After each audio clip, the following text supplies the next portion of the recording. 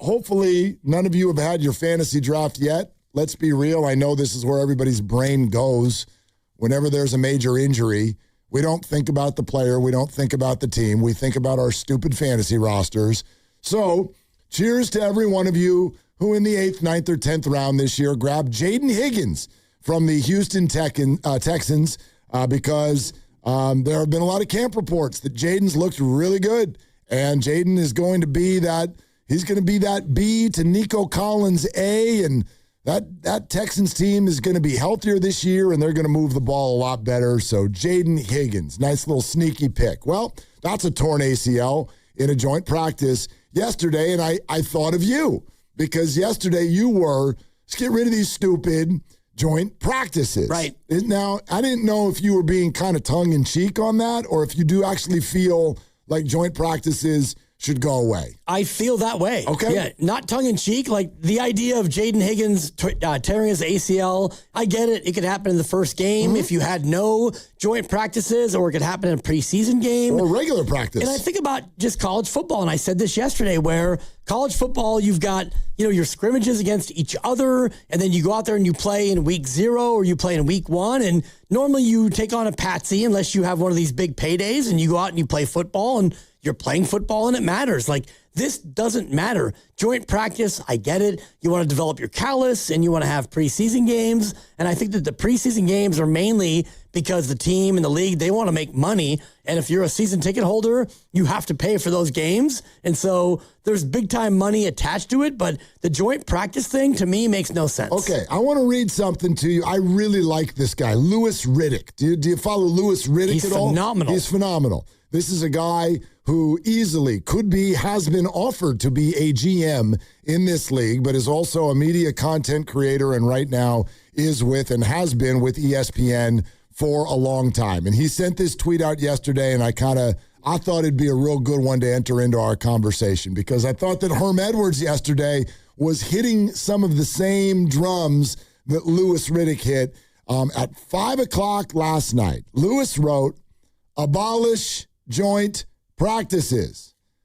abolish preseason games, abolish minicamp and OTAs, abolish hitting too hard. Hell, maybe abolish the regular season too, and just pick the playoff teams based on what they did the year before. Would that make everyone happy? I have never heard so much complaining about all caps, everything in my life." That's the tweet from Louis Riddick. How does that grab you? It grabs me that he's being really, really sarcastic. For sure. And I get it. And abolish all of it, abolish hitting. And if you want to go all the way back to the serious part of it, which is abolish joint practices and abolish the preseason games. Okay. I think that if you did that, the quality of football in the early part of the year would suffer, but you wouldn't have guys like this, Jayden Higgins, getting hurt in a meaningless joint practice. So I think that the athletes now have evolved to the point where, you have these guys going head to head in a joint practice and injury becomes much more of a likelihood. Herm Edwards yesterday with us. Hello. This is what he said about all of the talk about the preseason being diminished and going away.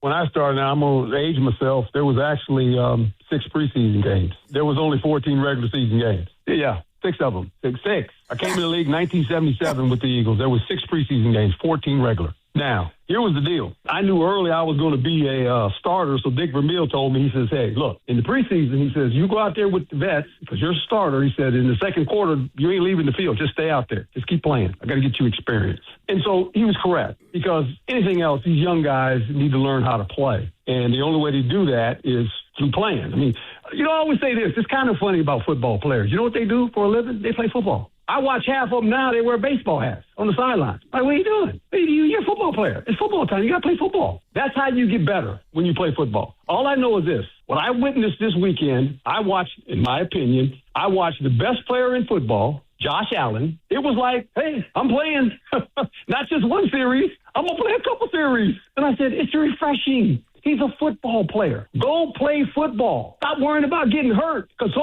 soon as you think you're going to get hurt, you're getting hurt. I love it. And obviously, Herm is amazingly entertaining with the way he speaks. What are you doing? It's football time. You're a football player. Play football. Look, I think there's two things going on here for the purposes of our conversations. One, this is something that a lot of people feel right now. But two, I think we especially feel it. And I've talked about this already the last couple of weeks, and I don't think it's going away. I think the 49er fan base right now, some of it runs the risk of being what I would call a worrywart, because we've been, at least in our minds, burned by this just one or 27 too many times. Dre Greenlaw just trying to run onto the field at the Super Bowl, or these metrics that pop up every single day, talk about how one of the 49ers are one of the most injured teams in football. Grandy, I love what you sent out today. Matt Mayoko put out a list of the teams that have the most people on IR. Guess what? A, the 49ers are not at the top, but B, they are like, I don't know, 4th or 5th place with 4 people. You don't even know who the hell 3 of them are. You've never, ever heard of them. They were never going to factor into this season for the 49ers. It's Ricky Pearsall, end of list. So I think that we are overly triggered by this. You cannot protect these players. And Louis and Herm have a point. Like, the Niners are also going to lose some people for the season this year. This is how it works.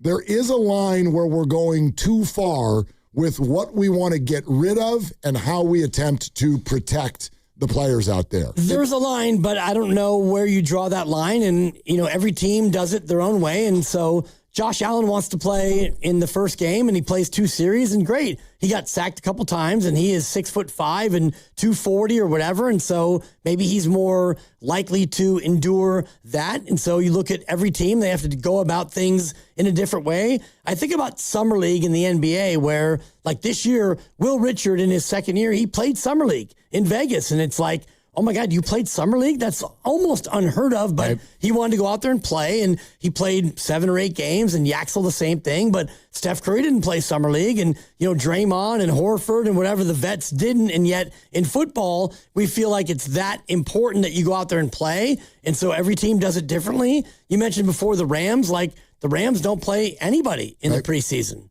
Right. So it just depends on who you are and what your personnel is. I know, but I also and I said this to you, I think at the top of the week, or maybe it was last week, the word that I'm just kind of, I don't know, in a way, I'm currently done with it. Concern. That's what I used to hear everybody talking about all day, every day. What are your concerns? I don't have any with the Niners. Bad crap's going to happen. Some good crap's going to happen. But like, why would we look at this through this lens of, oh no, like, I have this concern. Nick Bosa is he a concern? He got hurt last year. He's coming back. He's on track. We'll see what happens. But there's no way to bubble wrap everybody by continually doing away with things that could lead to something bad happening. You can bubble wrap in the preseason. That's my point. But not really. But Bosa won't play in the preseason. He's practiced, and just as many people tear their ACLs in practice.